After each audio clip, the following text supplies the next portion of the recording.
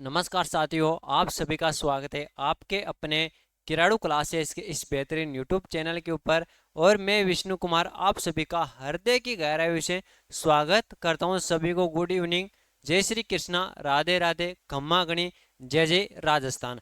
हम बात करें साथियों सीईटी 2024 ग्रेजुएशन लेवल राजस्थान कला एवं संस्कृति के कुछ इंपोर्टेंट क्वेश्चनों के बारे में, यानी सीईटी के अंदर कौन कौन से क्वेश्चन पूछे जा सकते हैं एग्जाम के अंदर, और पिछले एग्जामों के अंदर कौन कौन से क्वेश्चन पूछा गया है उनका भी मिश्रण किया गया है साथियों। और जो साथी किराड़ू क्लासेस के इस यूट्यूब चैनल के ऊपर पहली बार आए वह चैनल को सब्सक्राइब कर लीजिएगा और साथ ही बेल आइकन को प्रेस कर दे, जिससे आने वाले वीडियो का नोटिफिकेशन आप तक पहुंच सके साथियों। बिल्कुल सभी साथी एक बार क्लास को शेयर कर दीजिएगा। उसके पश्चात हम आज की इस क्लास की विधिवत रूप से शुरुआत करने जा रहे हैं। बिल्कुल सभी को गुड इवनिंग साहब।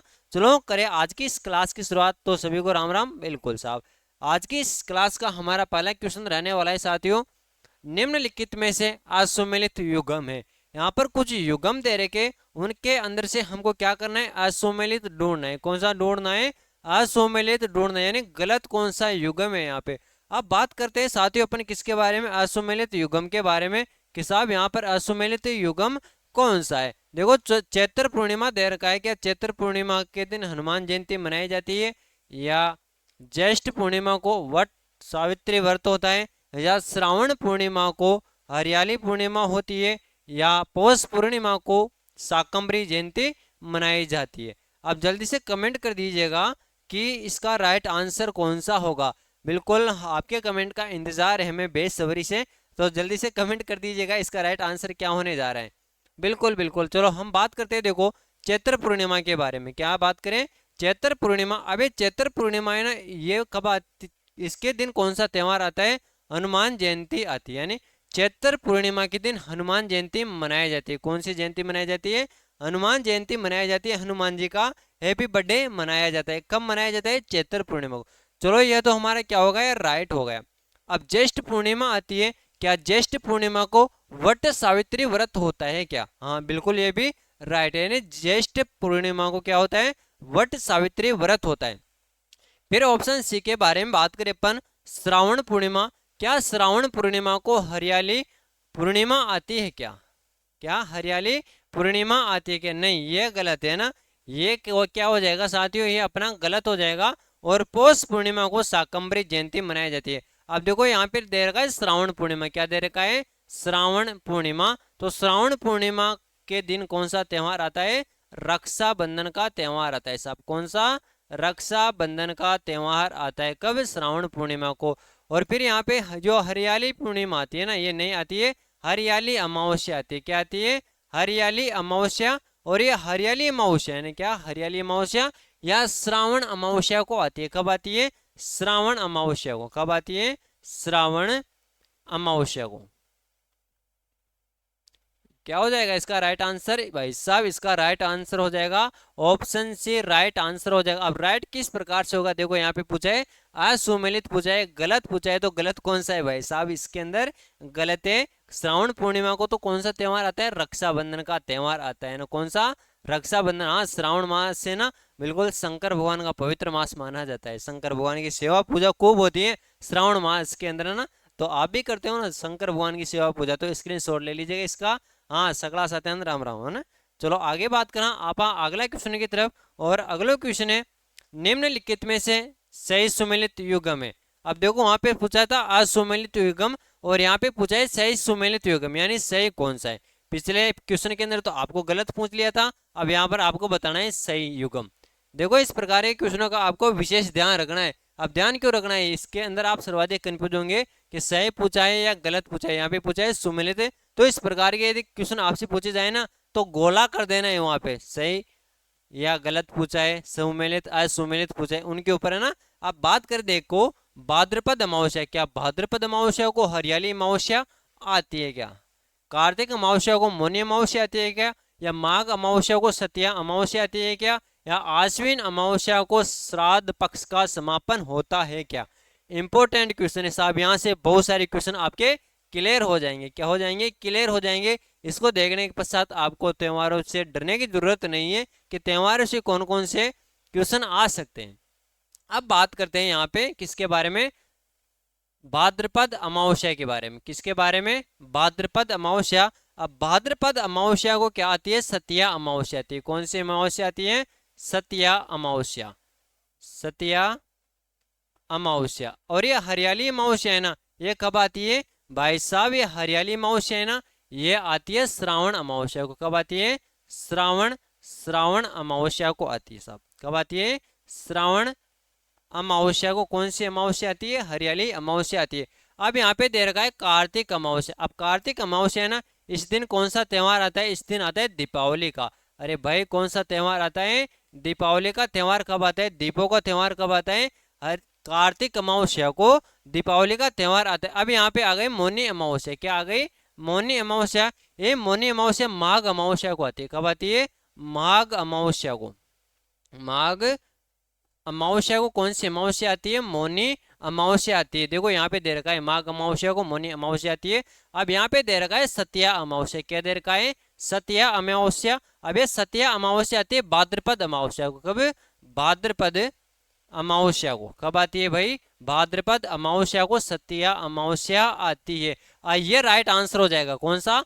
आश्विन अमावस्या। यानी आश्विन अमावस्या, आश्विन मास होता है, आसोज का माह होता है ना, उसके अंदर जो माउस का त्योहार आता है, माउस आती है, अमावस्या आती है, उस दिन श्राद्ध पक्ष का समापन होता है। किसका?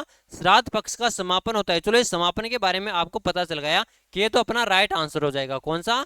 आश्विन अमावस्या को श्राद्ध पक्ष का समापन होता है। लेकिन आपसे यह भी पूछा जा सकता है कि श्राद्ध पक्ष का प्रारंभ कब होता है, यानी श्राद्ध पक्ष कब से प्रारंभ होता है? तो ये भाद्रपद पूर्णिमा से होता है। कब से होता है? भाद्रपद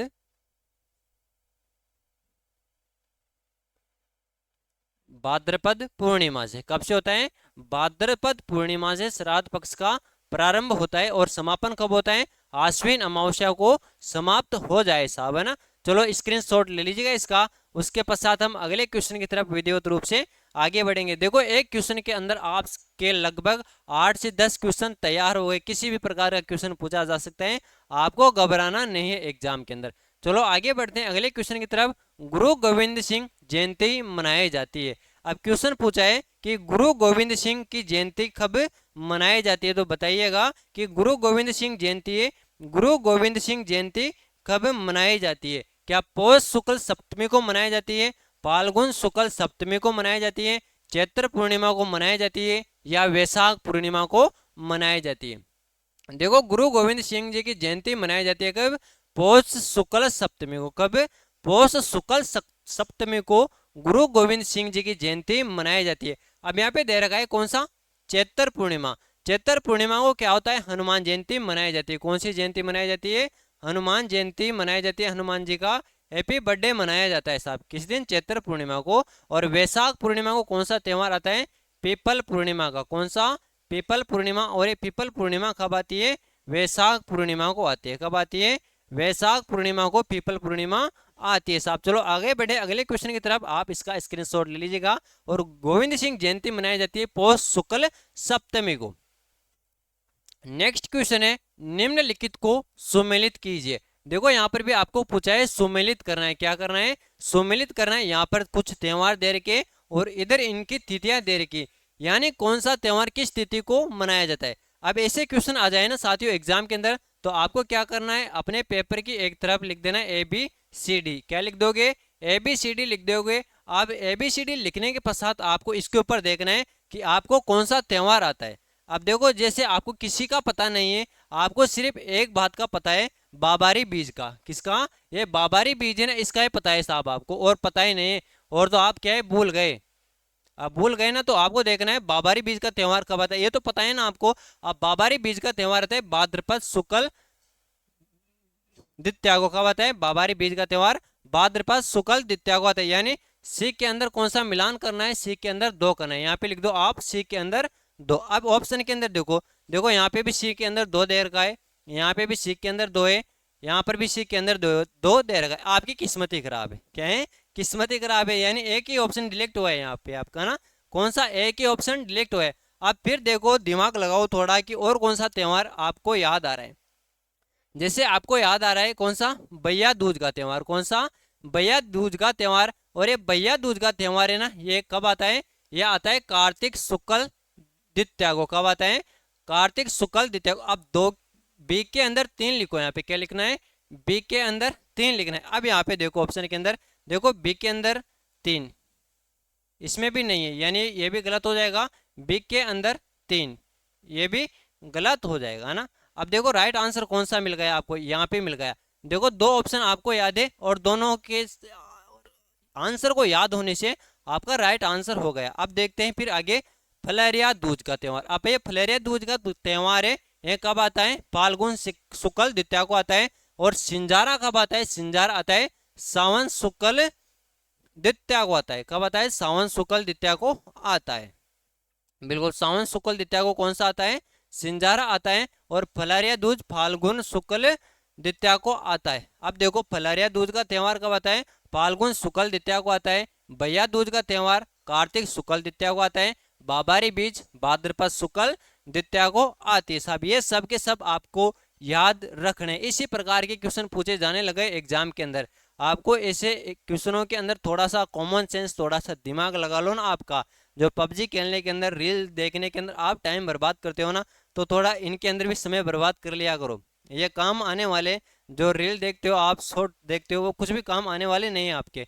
चलो आगे बढ़े अगले क्वेश्चन की तरफ। और अगला क्वेश्चन है, राजस्थान का प्रसिद्ध बेणेश्वर मेला किस माह में बढ़ता है? अपने राजस्थान है, प्यारा सा राजस्थान है, गुलाब सा राजस्थान है, इसके अंदर क्या होता है? विभिन्न प्रकार के मेले बढ़ते हैं। क्या बढ़ते हैं? मेले बढ़ते हैं, विभिन्न प्रकार के महोत्सव मनाए जाते हैं, विभिन्न प्रकार के त्योहार मनाए जाते हैं ना। क्या मनाए जाते हैं भाई? त्योहार मनाए जाते हैं। आप देखो क्वेश्चन पूछा है, राजस्थान का प्रसिद्ध बेणेश्वर मेला किस माह के अंदर आता है? क्या माघ माह के अंदर आता है, फाल्गुन माह के अंदर आता है, या आषाढ़ माह के अंदर आता है, या पौष माह के अंदर आता है? अब राजस्थान का प्रसिद्ध बेणेश्वर मेला, क्या पूछा है?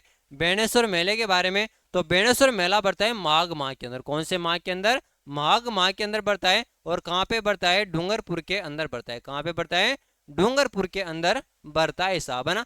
चलो आगे बढ़े अगले क्वेश्चन की तरफ। और अगला क्वेश्चन दिखाई दे रहा है आपके सामने, दिंगा गवर बेतमार मेला कब और कहाँ पे लगता है? अब विभिन्न प्रकार के, देखो अपने देखा ना कि विभिन्न प्रकार के मेले लगते हैं अपने राजस्थान के अंदर। क्या लगते हैं? विभिन्न प्रकार के मेले लगते हैं। अब उसी प्रकार से एक धिंगा गवर बेतमार मेला लगता है। अब ये कहाँ पे लगता है और कब लगता है? देखो जैसे आपको पता है कि ये तो क्या कहाँ पे लगता है? जोधपुर के अंदर लगता है। कहाँ पे लगता है? जोधपुर के अंदर लगता है। लेकिन आपको ये पता नहीं है कि लगता कब है। क्या लगता कब है? देखो आप देखें यहाँ पे दिखाई दिया गया आपको क्या? जोधपुर, यानी राइट आंसर भी यही हो जाएगा आपका। वैशाख कृष्ण तृतीया को धिंगा गौर बेतमार मेला लगता है। कहाँ पे? जोधपुर के अंदर। ये ऑप्शन गलत है। श्याओ में भी नहीं लगता, दादरा पाटन में भी नहीं लगता, और गौतमेश्वर में भी नहीं लगता। और धिंगा गौर बेतमार का मेला लगता है वैशाख कृष्ण तृतीया को जोधपुर के अंदर। कहाँ पे? जोधपुर के अंदर लगता है। चलो आगे बढ़े अगले क्वेश्चन की तरफ। शक संवत को भारत का राष्ट्रीय कैलेंडर घोषित किया गया था। यानी जो शक संवत कैलेंडर होता है, देखो क्या पूछा है? शक संवत कैलेंडर को। अब देखो कैलेंडर के बारे में अपने बात की थी। कोई सा भी त्यौहार मनाते हैं तो त्यौहार मनाने का आधार होता है क्या? कैलेंडर। और ये कैलेंडर कितने प्रकार का होता है? कैलेंडर 4 प्रकार का आपको देखने को मिलेगा। कितने प्रकार का? 4 प्रकार का भाई साहब आपको देखने को मिलेगा। क्या? कैलेंडर 4 प्रकार का देखने को मिलेगा। कौन कौन सा? ग्रिगोरियन कैलेंडर, विक्रम संवत, शक संवत, हिजरी संवत। कौन कौन सा? ग्रिगोरियन कैलेंडर, शक संवत, विक्रम संवत, हिजरी संवत। जो ग्रिगोरियन कैलेंडर है इसका प्रथम माह तो कौन सा होता है? प्रथम माह जनवरी होता है, अंतिम माह दिसंबर होता है। शक संवत और विक्रम संवत का प्रथम माह तो चैत्र का होता है, अंतिम माह फाल्गुन का होता है। और जो हिजरी संवत है इसका प्रथम माह रमजान का होता है और अंतिम माह जिलहिल का होता है। ये आपको ध्यान रखना है। एक ऐसे भी पूछा जा सकता है कि कौन से कैलेंडर का कौन सा माह होता है, प्रथम माह, अंतिम माह भी पूछा जा सकता है। अब देखो पूछ लिया यहाँ पे, शक संवत को भारत का राष्ट्रीय कैलेंडर घोषित किया गया था। क्या 22 जून 1957 को किया गया था, या 22 जुलाई 1957 को, या 22 मार्च 1957 को, या 22 नवंबर 1957 को? तो जब अपने थ्योरी के बारे में चर्चा की थी, जब आपने देखा कि 22 मार्च 1957 को, कब? 22 मार्च 1957 को शक संवत को भारत का राष्ट्रीय कैलेंडर घोषित किया गया था। कब किया गया था? 22 मार्च 1957 को शक संवत को भारत का राष्ट्रीय कैलेंडर घोषित किया गया। चलो आगे बढ़ते हैं अगले क्वेश्चन की तरफ। और अगला क्वेश्चन है, राजस्थान में जोरावा गीत है। अब देखो अपना राजस्थान है, अपने राजस्थान के अंदर विभिन्न प्रकार के गीत भी गाए जाते हैं साहब। क्या गाए जाते हैं? गीत गाए जाते हैं, गाने गाए जाते हैं अपने राजस्थान के अंदर। जो अभी आप सुनते हो ना, वो गाने नहीं, गाने यानी जो गीत होते हैं उनकी बात कर रहे हैं अपन। अब महिलाओं के द्वारा विभिन्न प्रकार के गीत गाए जाते हैं, जैसे किसी की शादी शादी के समय गीत गाए जाते हैं, और किसी की विदाई हो रही तो विदाई के समय गीत गाए जाते हैं। अरे किसी का जन्म हो रहा है तो जन्म के समय भी गीत गाते हैं, नहावन के दिन गीत गाते हैं ना, पता है ना आपको, जिसको कुआ पूजन बोलते हैं, जलवा पूजन बोलते हैं ना। और जैसे कोई खेतों के अंदर काम कर रहा है तो खेतों के अंदर काम करते हुए भी गीत गाया जाता है। अब ये विभिन्न प्रकार के गीत गाए जाते हैं, इनसे भी बहुत सारे क्वेश्चन पूछे जाते हैं कि कौन सा गीत कब गाया जाता है, क्यों गाया जाता है, उसका क्या कारण है, गीत किस प्रकार के होते हैं, उनके बारे में हम देखें। अब देखो अपना राजस्थान है, अपने राजस्थान के अंदर जोरावा गीत गाया जाता है। अब सीधा पूछ लिया कि जोरावा गीत क्यों गाया जाता है। ये एक, हाँ सॉरी, राजस्थान में जोरावा गीत क्या फसल रोपण के समय गाए जाने वाला गीत है। यानी आप फसल के अंदर जो धान बोते हो, धान बोते समय गाए जाने वाला गीत क्या जोरावा गीत है? नहीं साहब, ये तो क्या है, ये तो नहीं है। फसल रोपण के समय गाए जाने वाला गीत तो ये नहीं। जन्मोत्सव के समय गाया जाने वाला नहीं, नहीं ये भी नहीं है। वधु की विदाई के समय गाया जाने वाला नहीं है, क्या जोरावा गीत? नहीं। ये तो क्या है, एक विरह गीत है। क्या है? विरह गीत है। जो जोरावा गीत है ये किस प्रकार का गीत है? ये एक विरह गीत है, किसी की याद के अंदर गाया जाता है। कौन सा? जोरावा गीत। कौन सा गीत गाया जाता है? जोरावा गीत गाया जाता है साहब। चलो अगले क्वेश्चन की तरफ देखें। निम्नलिखित में से किससे राजस्थान का तानसेन कहा जाता है? अब वो खाने वाली तानसेन मत समझ लेना आप, है ना। अब तानसेन ये क्या है? सुप्रसिद्ध गायक थे। कौन थे? सुप्रसिद्ध गायक थे। कौन थे? सुप्रसिद्ध गायक थे। कौन? तानसेन। हाँ, वो 5 रुपए की तानसेन मिलती है ना, वो मत समझ लेना आपकी सर आपने तो राजस्थान की तानसेन के बारे में बात करी कि तानसेन कौन थे। अरे वो गुटका नहीं, अपन तानसेन की बात नहीं करे। तानसेन एक सुप्रसिद्ध गायक थे साहब। कौन थे? सुप्रसिद्ध गायक थे। मतलब इनका नाम पूरे संसार के अंदर चलता था। किनका? तानसेन का। जैसे अभी किसी का चलता है वो मेरे को पता नहीं है ना, आपके हिसाब से देख लेना अभी किसका नाम चल रहा है ना। तो तानसेन, आप पूछा गया है क्वेश्चन के अंदर, निम्नलिखित में से किसे राजस्थान का तानसेन कहा जाता है? क्या जवाहरलाल को राजस्थान का तानसेन कहा जाता है, या कुशाली राम को कहा जाता है, या हरि सिंह को कहा जाता है, या उगम राज को राजस्थान का तानसेन कहा जाता है? साहब मेरे को पता है आप तानसेन के बारे में सोच रहे हो कि सर अभी आप 5 रुपए दे दो ना तो हम जाके 5 रुपए की तानसेन का आया है। और तानसेन नहीं खाना, जब आप नौकरी लग जाओ ना, तानसेन क्या रजनीगंधा खाना आप, है ना। तो कौन है राजस्थान का तानसेन? चलो कमेंट करके बताइए कि राजस्थान का तानसेन कौन है? कौन है? अरे नहीं नहीं, गलत बता रहे हो ना, कुशाली राम नहीं है। कुशाली राम, अरे कुशाली राम नहीं है भाई। अरे कुशाली राम नहीं। चलो ये तो मैं काट दिया। अब बताओ अब कौन सा राइट आंसर होगा इसके अंदर? हाँ आ गए ना अब। ये होंगे कौन? हरि सिंह। कौन है राजस्थान का तानसेन? कौन है राजस्थान का तानसेन? है हरि सिंह। कौन है? हरि सिंह राजस्थान का तानसेन है साहब। चलो आगे बढ़े अगले क्वेश्चन की तरफ। निम्नलिखित में से हाड़ौती क्षेत्र में गाए जाने वाला गीत है। देखो अपने क्षेत्र के अंदर पश्चिमी राजस्थान का क्षेत्र है, हाड़ौती क्षेत्र है, मारवाड़ क्षेत्र है, मेवाड़ क्षेत्र है, और बहुत सारे क्षेत्र है, अलग अलग क्षेत्र है ना। अब अलग अलग क्षेत्र के अंदर अलग अलग प्रकार के गीत गाए जाते हैं। जैसे मारवाड़ क्षेत्र के अंदर मारवाड़ी गीत गाए जाते हैं, हाड़ौती क्षेत्र के अंदर भी बहुत सारे गीत गाए जाते हैं। अब क्वेश्चन पूछ लिया यहाँ से कि निम्नलिखित में से हाड़ौती क्षेत्र में गाया जाने वाला गीत कौन सा है साहब? क्या जो हाड़ौती क्षेत्र है, हाड़ौती क्षेत्र में कौन सो गीत गायो जाया करे? अब देखो क्या जीरा गीत गाया जाता है, या सूपना गाया जाता है, या बिछुड़ा गाया जाता है, या मूमल गीत गाया जाता है। बरसानेरी मूमल है ना, ये मूमल गाया जाता है, बिछुड़ा सूपना जीरा। तो कौन सा गीत गाया जाता है आड़ोती क्षेत्र के अंदर? बिल्कुल है ना, आड़ोती क्षेत्र के अंदर बिछुड़ा गीत गाया जाता है। कौन सा? बिछुड़ा गीत गाया जाता है। जीरा मत बाओ मारा परण्या जीरो, जीरो जीव को बेरी जी मत बाओ मारा परण्या जीरो, इस प्रकार का गीत गाया जाता है। ये बरसानेरी मूमल के बारे में गाया जाता है ना। और सूपना गीत गाया जाता है। और हाड़ौती क्षेत्र के बारे में ध्यान रखना है कि हाड़ौती क्षेत्र के अंदर बिछुड़ा गीत गाया जाता है। कौन सा? बिछुड़ा गीत गाया जाता है। चलो आगे बढ़े अगले क्वेश्चन की तरफ। और अगला क्वेश्चन है भाई आपके सामने, केसरिया बालम आओ नी पधारो म्हारे देश। जो अपने राजस्थान का सुप्रसिद्ध गीत है केसरिया बालम आओ नी पधारो मारे देश, ये गीत अल्लाह जिला भाई ने किस राग के अंदर गाया था? देखो यहाँ से दो क्वेश्चन क्लियर हो जाते हैं। आपसे ये भी पूछा जा सकता है केसरिया बालम आओ नी पधारो मारे देश, ये गीत किसके द्वारा गाया गया? ये अल्लाह जिला भाई के द्वारा गाया गया। और ये किस राग के अंदर गाया गया? ये मांड राग के अंदर गाया जाता है। कौन सी राग में? मांड राग के अंदर गाया जाता है। साहब कौन सा गीत गाया जाता है भाई? ये मांड राग के अंदर जो केसरिया बालम आओ नी पधारो मारे देश, ये गीत गाया जाता है किनके द्वारा? अल्लाह जिलाबाई के द्वारा। चलो राइट आंसर हो गया इसका मांड। अगले क्वेश्चन की तरफ बढ़ते हैं। अगला क्वेश्चन है कल्लाली है। अब सीधा क्वेश्चन दे दिया यहाँ से, क्या कल्लाली है? अब बताओ भाई, कल्लाली क्या जाति है या लोकगीत है या लोक वाद्य यंत्र है या लोक नाट्य है? हाँ, कल्लाली बताइए। कल्लाली, कल्लाली जाति? अरे नहीं है, जाति नहीं है। आप बताओ कौन सा होगा? लोकगीत होगा या लोक वाद्य यंत्र होगा या लोक नाट्य होगा? हाँ, और ढक्कन खोल दे, कल्लाली है ना।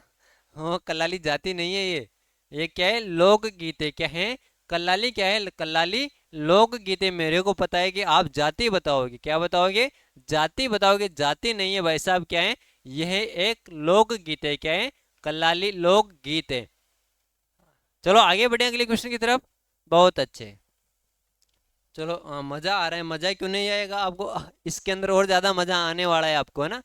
पावना नामक गीत गाए जाते हैं। बताओ अब, क्या पावना नामक गीत नए दामाद को ससुराल में खाना खिलाते समय गाए जाने वाला गीत है या जैसलमेर में गाए जाने वाला श्रृंगारिक लोकगीत है?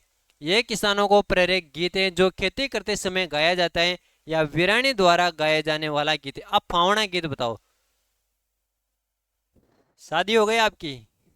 शादी हो गई ना तो आप बता दोगे कि पावना गीत। अरे आपकी शादी हो जाएगी ना, तब आप अपने ससुराल जाओगे। कहाँ पे जाओगे? आपके ससुराल जाओगे, तब आपको बताया जाएगा क्या कि भाई साहब पावना आया वहां का। क्या कौन आया? पावना। अब पावना पहली बार ससुराल कमाए जाते हैं तो उनके ससुराल वालों के द्वारा क्या करते हैं? खाना खिलाया जाता है। क्या खाना खिलाया जाता है? एक बहुत बड़ी थाल रख देते हैं सामने। नहीं, मेरी शादी नहीं हुई अभी तक, है ना। बहुत बड़ा नहीं नहीं, अरे नहीं हुई अभी तक, है ना। तो पावना, हाँ, जैसे कोई बता दे तो हमें भी पता चलता है ना। नहीं, हमने को ये सुख प्राप्त नहीं हुआ है अभी। नए दामाद क्या है? ससुराल जाता है, ससुराल के अंदर खाना खिलाते हैं। क्या खिलाते हैं? उसको बिठाते हैं, बहुत बढ़िया आराम से बिठाते हैं, बहुत सारी इज्जत मिलती है उसको। और उसको क्या करते हैं? खाना खिलाया जाते हैं। उनके साले द्वारा खाने खिलाए जाते हैं, मतलब जो भी उनके रिश्तेदार होते हैं ना ससुराल वाले, उनके द्वारा उसको खाना खिलाए जाते हैं। और खाना खिलाते समय जो उसके ससुराल के अंदर जो महिला होती है, आस पड़ोस के अंदर उसके सासू वगैरह होती है ना, उनके द्वारा गीत गाया जाता है। कौन सा? पावना गीत गाया जाता है। अब ये कब गाया जाता है? नए दामाद को ससुराल में खाना खिलाते समय गाया जाने वाला गीत कौन सा है? पावना है साहब। चलो आगे बढ़े अगले क्वेश्चन की तरफ। और अगला क्वेश्चन दिखाई दे रहा है आपके सामने, गोबरहारी डागुरी खंडारी का संबंध है। यहाँ पे कुछ नाम दे रखे हैं साथियों, कौन कौन से? गोबरहारी डागुरी खंडारी का संबंध है। अब ये किससे? ध्रुपद गायिका से, चित्रकला स्कूल से, हस्तकला केंद्र से या नील उद्योग से? तो इनका संबंध है ध्रुपद गायिका से। किसे? ध्रुपद गायकी से संबंध है किसका? गोबरहारी का, डागुरी का, खंडारी का। चलो आगे बढ़े अगले क्वेश्चन की तरफ। बिना समय गवाए हुए, समय कम है, बिलो का प्रसिद्ध लोकगीत जिसे स्त्री पुरुष साथ मिलकर गाते हैं वह गीत है। अब बिलो के द्वारा एक गीत गाया जाता है साथियों। कौन सा गीत गाया जाता है उसके बारे में हम चर्चा करेंगे। जिसे को क्या है? स्त्री और पुरुष, जो बिल महिला होती है और पुरुष होते हैं, उनके द्वारा मिलकर गाया जाता है। अब वो कौन सा गीत है जिसको मिलकर गाया जाता है? क्या सुवटिया गीत गाया जाता है या जोरावा गीत गाया जाता है या सुपना गाया जाता है या हम सीडो गाया जाता है? तो कौन सा गाया जाता है? हम सीडो गीत गाया जाता है साहब। चलो अगले क्वेश्चन की तरफ आगे बढ़ते हैं। अगला क्वेश्चन है बियाणा है। क्या है? बियाणा है। गणगौर पर वधु द्वारा सास को दी जाने वाली सुहाग की वस्तुएं बियाणा है? नहीं, यह तो गलत है। सुहाग की वस्तुएं दिए जाने वाले, इसको बियाणा। अलवर के मेवात क्षेत्र में लड़की के विवाह पर गाए जाने वाला गीत, इसके बारे में अभी सोचेंगे, है ना। बच्चा होने के बाद सूरज पूजन के समय गाए जाने वाला लोकगीत है, यह भी हो सकता है। उपयुक्त में से क्वेश्चन कोई नहीं, ये भी नहीं है। अब इन दोनों के अंदर देखो, क्या अलवर के मेवात क्षेत्र में लड़के के विवाह पर गाए जाने वाला लोकगीत है? नहीं, ये भी नहीं। तो राइट आंसर कौन सा हो जाएगा भाई साहब? भाई अपने राइट आंसर हो जाएगा बच्चा होने के पश्चात सूरज पूजन, जब उसका नाउन होता है ना, उस समय गाया जाने वाला कौन सा है? बियाणा गीत है साहब। चलो आगे बढ़े अगले क्वेश्चन की तरफ। राजस्थानी लोक गीतों की विशेषता। अब भाई साहब बहुत शानदार है, आपने राजस्थान के अंदर विभिन्न प्रकार के गीत गाए जाते हैं। अब उन गीतों की क्या है विशेषताएं? क्या है भाई साहब उन गीतों की विशेषताएं? अब गीतों की प्रकृति का मानवीकरण किया गया है। जो ये गीत है, गीतों के अंदर प्रकृति का मानवीकरण किया गया। हाँ बिल्कुल, प्रकृति का मानवीकरण किया गया है ना। अपने राजस्थान के अंदर विभिन्न प्रकार के गीत गाए जाते हैं, बिल्कुल ये सही है ना। फिर आगे ऑप्शन के बारे में देखें। लोकगीत पति पत्नी के आदर्श प्रेम पर आधारित है। हाँ, जो गीत गाए जाते हैं वो पति पत्नी के आदर्श प्रेम पर भी क्या है? आधारित है। सामंती वातावरण के कारण लोक गीतों में वीर रस की प्रधानता है। हाँ, जो राजस्थान के अंदर गीत गाए जाते हैं उन लोक गीतों के अंदर वीर रस की प्रधानता भी है। यानी हमारा राइट आंसर हो जाएगा उपयुक्त सभी। कौन सा हो जाएगा? उपयुक्त सभी राइट आंसर हो जाएगा। जो राजस्थान के अंदर विभिन्न प्रकार के गीत गाए जाते हैं उनके अंदर प्रकृति का मानवीकरण भी किया गया है, आदर्श प्रेम पर भी आधारित पति पत्नी के, और सामंती वातावरण के क्या है कारण लोक गीतों में वीर रस की प्रधानता है। वीर रस झलकता है किसके अंदर? राजस्थानी गीतों के अंदर। नहीं, गीत नहीं आते भाई मेरे को ना। हाँ चलो बहुत बढ़िया। चलो सभी साथियों का यहाँ तक के लिए बहुत बहुत धन्यवाद। Thank you, all the best, Jain जय भारत। मिलते हैं कल की क्लास के अंदर, अगले क्वेश्चनों के ऊपर हम चर्चा करेंगे। सभी को धन्यवाद, खमागणी, राम राम, गुड नाइट।